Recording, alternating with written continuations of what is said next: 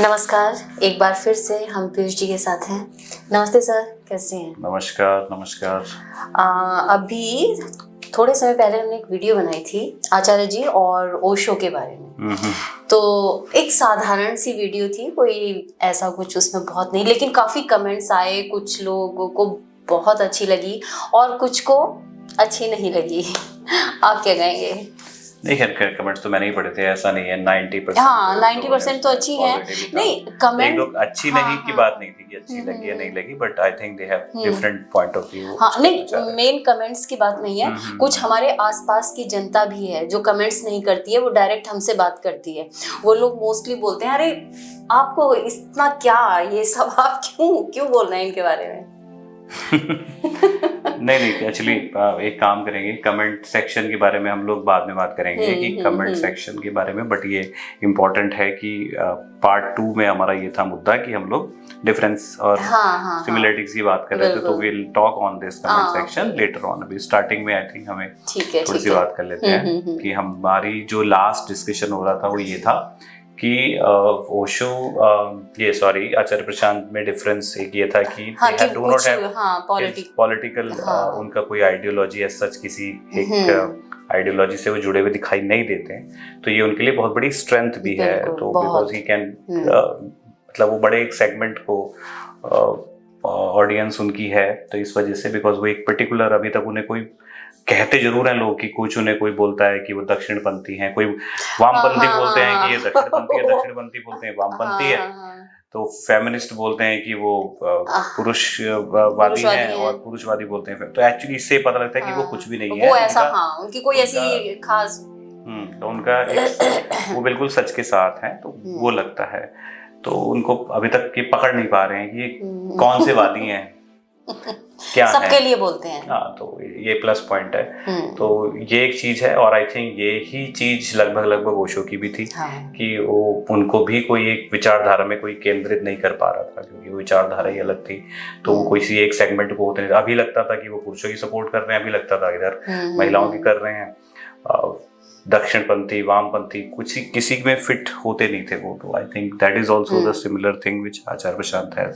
तो इनका भी कोई एक, बाकी करने को लोग कुछ बोलते हैं उल्टा सीधा कि वो हैं ये हैं वो है, बट अभी तक जो एनालाइज करके लगता है वो लगता नहीं है कि वो किसी एक खास विचारधारा को फॉलो करते हैं। तो ये लगता है, तो ये एक उनकी एक और सिमिलरिटी हो जाती है। तो काफ़ी चीज़ें हैं। तो हाँ, एक और चीज़ हम बात करते हैं डिफरेंस का। एक और बात थी कि डिफरेंस में ये था कि हमने पिछली बार बात करी थी कि ओशो के पास, जब वो यहाँ इंडिया में तो थोड़ा सा स्ट्रगल कर रहे थे, पर वो जब बाहर चले गए थे तो पैसे की उन्हें दिक्कत नहीं थी। बट हाँ, आचार्य प्रसाद का देख के लगता है, जो उनकी संस्था जिस तरीके से काम कर रही है, तो देख के लगता है definitely they are struggling with funds also. वो अपनी वीडियोस में काफी ये बार बोलते भी हैं, और वो सैलरी पे रखते हैं लोगों को, खासतौर पर तो काफी लोगों को सैलरी हैं, कुछ इंटर्न्स हैं उनके यहाँ, as a edtech company की तरह काम करते हैं। और वो लोग जैसे नॉर्मल एम्प्लॉइज होते हैं, तो वो भी एज ए बॉस की तरह वो उनके साथ थोड़े परेशान भी दिखाई देते हैं कभी कभी। तो वो ऐसे फॉलोअर टाइप के से हाँ होंगे जरूर उनके, बट थोड़ा सा उनका डिफरेंस नजर आता है, जो कि ओशो के यहाँ नहीं था। वो तो नहीं, जो उनके साथ काम करते हैं वो शायद इतने अंधभक्त नहीं है, लेकिन जो इधर उधर उनको दूर से सुनते हैं। नहीं अभी वो वाली पॉइंट पे आएंगे हम लोग। अभी मैं डिफरेंस की बात करूँ तो ओशो का क्या है कि ओशो के तो फॉलोवर थे पूरी तरीके से। वो वहाँ पे अपने मतलब जैसे रजनीशपुरम उन्होंने बना लिया था, तो वो तो पूरी तरीके से फॉलो कर रहे थे उनको। और आचार्य जी के तो ये है कि कुछ आधे फॉलोअर टाइप के हैं, कुछ एम्प्लॉय जैसे हैं लगते हैं, जो उनके साथ 200-400 लोग जो भी जुड़े हुए हैं, जो उनके पर्टिकुलर संस्था के लिए काम करते हैं। तो मेजरली उनके तो प्रॉपर ऐसा लगता है जैसे सेल्स टीम भी है, HR टीम भी है, तो प्रॉपर ऐसे ऑर्गेनाइजेशन की तरह काम करते हैं, सैलरी पे भी काम करते हैं, उनकी जॉब्स की रिक्वायरमेंट भी आती रहती है। तो ये सब चीज़ें शायद वो डिफरेंस थी, क्योंकि उनकी कोई परंपरा तो शुरू कर नहीं रहे हैं कि संन्यास की परंपरा या उसकी परंपरा। ओशो का था मेडिटेशन वगैरह का था, तो इनका तो ऐसा कुछ नहीं है, तो प्रॉपर ज्ञान के ऊपर ही चल रहे हैं। ये तो मोर आचार्य, इनको नाम जो है बिल्कुल फिट है इनके ऊपर, Acharya, because he is just like a teacher and he want to be teacher. I think वो शायद गुरु बनना भी नहीं चाहते हैं, कोई बाबा बनना भी नहीं चाहते हैं, तो एक शिक्षक ही बन के खुश है। वो शिक्षक ही बनना खुश हैं, तो वो अच्छी बात है उनके लिए। दूसरा हाँ, तो अब हाँ कमेंट सेक्शन की बात करें तो कमेंट सेक्शन में मैंने भी पढ़े थे कमेंट्स, तो काफी अच्छे थे। ज्यादातर 90% लोग पीपल आर सेइंग कि this is a good discussion we have done. बाकी कुछ लोग हर जैसे दो धड़े में बटे हुए दिखाई देते, कुछ ओशो के कट्टर फॉलोअर थे और कुछ आचार्य प्रशांत जी के कट्टर फॉलोअर थे। तो कट्टर फॉलोअर आपस में कहते ओशो, ओनली ओशो, और कुछ कहते ओनली एपी, ओनली ओशो। तो ये देखने को मिल रहा है। तो मुझे जो लगता है, जो व्यक्ति प्रॉपर इस तल पे पहुंच चुका होता है ना, कि जो ओशो को वाकई सुनता होगा या वाकई जो आचार्य प्रशांत को सुनता होगा, वो ये सब बातें नहीं करेगा। वो नहीं करेगा कि ओनली एपी। वो इसी से मुक्त होने की तो बात कर रहे हैं वो, कि किसी अहम, ये भी अहम ही है, ये भी जुड़ाव ही है, यानी कि हम किसी पर्टिकुलर चीज को अपने पकड़ लिया। और आचार्य प्रशांत भी ये चीज पसंद नहीं करते हैं कि कोई किसी को एकदम फॉलोअर टाइप का सा बन जाए। वो खुद कहते हैं कि जैसे फॉलोवर चेले का, जो कहते हैं ना, चेला गुरु तो महान होता है, ये चेले का चेला तो अपने आप में एक अलग चीज होती है। तो वो चीज पकड़ के बैठ गए। अब आचार्य प्रशांत तो उन्हें बिल्कुल पकड़ के बैठ गए हैं। ओशो है तो उनको बिल्कुल पकड़ के बैठ गए, नहीं ओशो के खिलाफ और कोई नहीं, और कोई नहीं। ये सब बातें ओशो के ही सिद्धांतों के खिलाफ जा रही है। आप एक्चुअली फॉलोअर जैसे मतलब वो फॉलोवर क्या मतलब जैसे फैंस है टाइप के हो गए। और फैन तो हर चीज के हो सकते हैं। फैन तो वो भी होते हैं, क्या बोलते हैं, सोशल मीडिया इन्फ्लुएंसर के भी फैन होते हैं। बहुत उल्टे सीधे टाइप के जो इन्फ्लुएंसर होते हैं उनके भी फैन होते हैं। और वही जैसे वो कहते हैं एल्विश भाई, ओनली एल्विश भाई। तो मुझे तो कुछ लोग ऐसे ही लग रहा था उसमें, जैसे कहते हैं ओनली एपी। मतलब अरे हम तो खैर सभी की बात कर रहे हैं ना। तो वो, और आचार्य प्रशांत जी को भी इन लोगों पे बहुत गुस्सा आएगा। बहुत गुस्सा आता है। मुझे पूरा उनके विचारधारा को समझ के लगता है कि ही एक्चुअली डू नॉट वांट कि समबडी उनको कोई बाबा जैसा बना ले, या उनको कोई भगवान जैसा बना ले, या उनको फॉलो कर ले। एक तो दिक्कत और है, जो चेले होते हैं ना, चेले अपनी अलग दुनिया में होते हैं। वो भगवान टाइप का बना लेते हैं। मतलब वो जिन चीजों को वो मुक्त होने के लिए जो आदर्श लोग वो बात कर रहे हैं, थोड़े थोड़े दिनों बाद वो बाबा जैसा बनाने की कोशिश करते हैं उनको। वो सिर्फ पूजने लगते हैं, पूजने टाइप के लगते हैं कि देखो कि वो तो ओशो थे, ओशो है वो तो।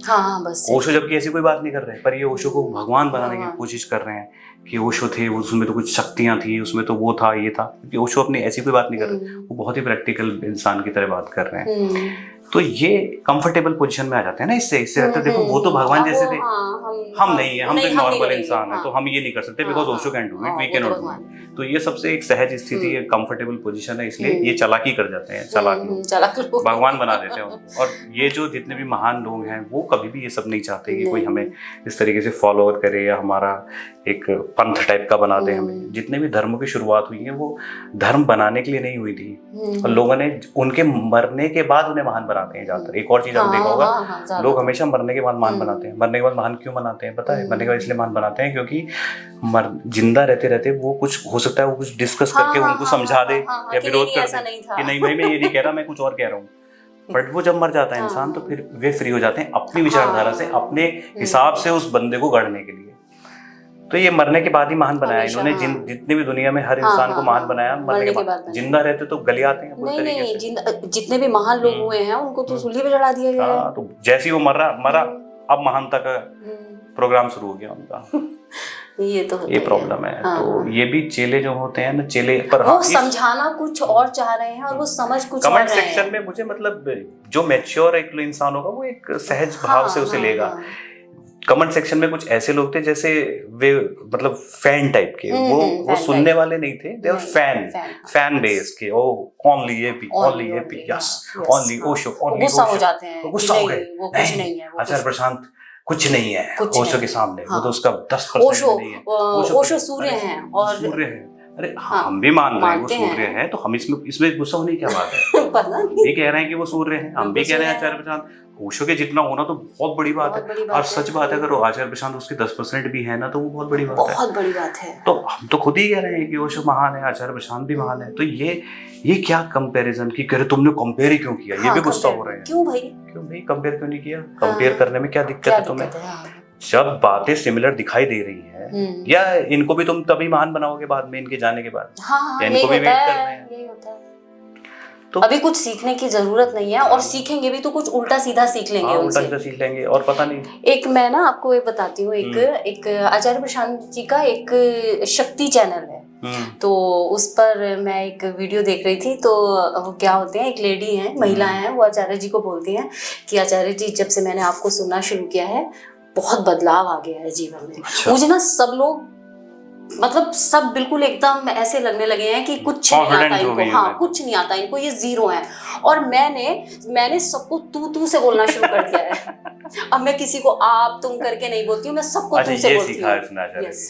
आचार्य जी खुद बच्चों को, नहीं आचार्य जी फिर बोलते हैं उसके बाद, अरे भाई मैंने तो आज तक किसी को भी तू से नहीं बोला है। शायद मुझे भी सुना है, वो बोल रहा है कि मैं बच्चे को भी तू नहीं बोलता हूँ। बच्चे इवन वो कहते हैं मैं कोई सब्जी बेच रहा है, सब्जी बेचने वाली बैठी हुई है, तो कभी तू से नहीं बोलता हूँ। मतलब आप ये सीख रहे हैं, मतलब एकदम से क्या हुआ कि सब ये ज्ञान दिया उसने अपनी तरफ से। उसने सोचा आचार्य जी सशक्त होने की बात कर रहे हैं, मजबूत होने की बात कर रहे हैं, तो उन्होंने मजबूती, बदतमीजी को मजबूती समझ रहे हैं। जितना मैं ज्यादा बदतमीज हूँ उतना मजबूत हूँ, उतना मजबूत हूँ। बस देखो कितना बढ़िया समझाया उन्होंने। आचार्य जी मुक्त होने की बात कर रहे हैं। ऐसी बहुत सी बातें आती हैं कई बार।